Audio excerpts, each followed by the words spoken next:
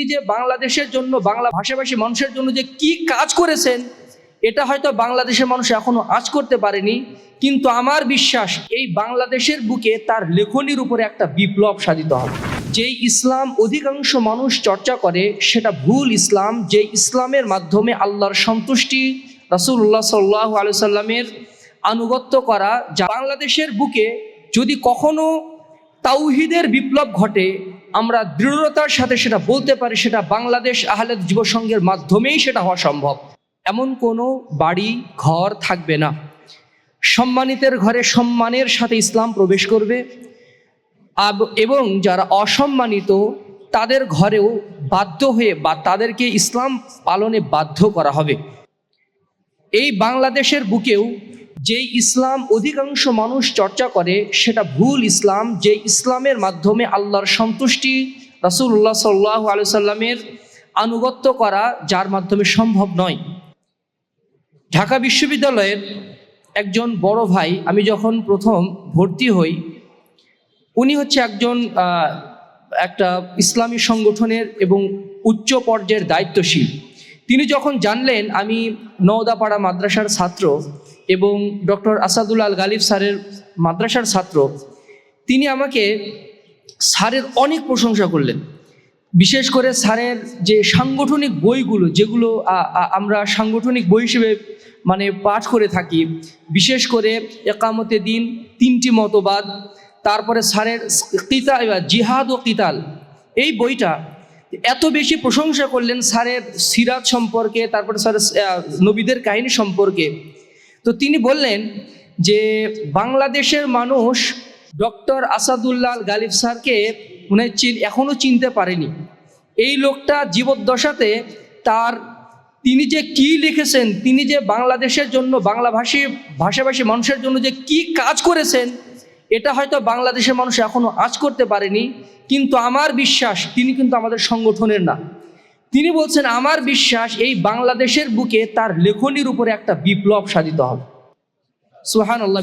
তার কথাগুলো আমার দেহে একটা কম্পন তৈরি করে দিয়েছিল। সুতরাং বাংলাদেশের বুকে যদি কখনো তাওহীদের বিপ্লব ঘটে, আমরা দৃঢ়তার সাথে সেটা বলতে পারি, সেটা বাংলাদেশ আহলে যুব সংঘের মাধ্যমেই সেটা হওয়া সম্ভব। তবে আমাদের আকীদা এবং আমলের এবং ইখলাসের যে অবস্থা, এই অবস্থাতে সেটা সম্ভব না।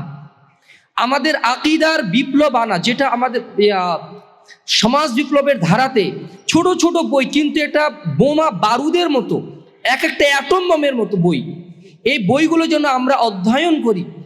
উদাত্ত আহ্বান, ছোট্ট একটা পুস্তিকা, কিন্তু যে মেসেজগুলো দেওয়া হয়েছে, আমরা অধিকাংশই এই মেসেজগুলো আমাদের চরিত্রে, আমাদের আচরণে, আমাদের সাংগঠনিক জীবনে সেগুলো কিন্তু ধারণ করতে ব্যর্থ হয়েছি। সুতরাং আল্লাহ তাআলা যে ইসলাম ঘরে ঘরে পৌঁছে দিবেন, আমরা চাই সেটা যেন আল্লাহ আমাদের মাধ্যমে করিয়ে নেন। ইসলাম অবশ্যই প্রতিষ্ঠিত হবে, আমাদের মাধ্যমে না হলে অন্যের মাধ্যমে হবে, কিন্তু আমরা চাই আল্লাহ যেন আমাদের মাধ্যমে সেই সম্মান দান করেন, আমাদের মাধ্যমে যেন আল্লাহ বাংলাদেশের বুকে প্রকৃত ইসলাম, ইকামাতুত তাওহীদ, ইকামাতুল হুকুমাত, ওই ব্যাখ্যা না, ইকামাতুত তাওহীদ, ইকামাতুদ দ্বীন, ওই কাজটা যেন আমাদের মাধ্যমেই আল্লাহ তাআলা করার তৌফিক দান করেন। সেই জন্য আমাদের আহ্বান থাকবে আমলে ইখলাস বজায় রাখা এবং আকীদা বিশুদ্ধ করা, যেটা আমরা আমাদের যে লক্ষ্য উদ্দেশ্যে বলে থাকি, নির্ভেজাল তাওহীদের প্রচার এবং প্রতিষ্ঠা। এই প্রতিষ্ঠা কিন্তু আগে নিজের ভিতরে নিয়ে আসতে হবে, তারপরে সমাজের বুকে সেটা প্রতিষ্ঠার চেষ্টা করতে হবে। সুতরাং আমার আকুল আবেদন থাকবে, আসুন আমরা আমাদের আকীদাকে বিশুদ্ধ করি এবং আমলকে খুলুসিয়ত পূর্ণ করি এবং রিয়া মুক্ত করি। মাসিক আত্মাহারিকে নিয়মিত লেখা যাচ্ছে রিয়া সম্পর্কে। আমাদের ভাইস প্রিন্সিপাল, আমাদের শ্রদ্ধেয় উস্তাদ ডক্টর নুরুল ইসলামের এই আর্টিকেলগুলো যেন আমরা পড়ি, কারণ আমরা জেনে জেনে না জেনে কীভাবে যে রিয়া ভিতরে ঢুকছে, আর কীভাবে যে মাল ও মর্যাদার লোভ আমাদের ইমানকে কুড়ে কুড়ে খাচ্ছে, আমরা ওয়াকিফ হালি নই।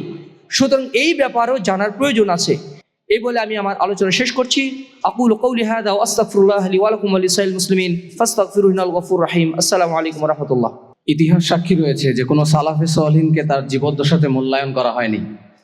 আমরা এটা বিশ্বাস করি যে যেদিন এ জাতি মোহতারাম আমিরে জামাতকে হারিয়ে ফেলবে, সেদিন বুঝতে পারবে যে তারা কোন স্বর্ণ, রত্ন এবং মূল্যবান অমূল্য সম্পদ তারা হারিয়ে ফেলেছে, জাতি সেদিন বুঝতে পারবে। আহলে হাদিস আন্দোলন বাংলাদেশ।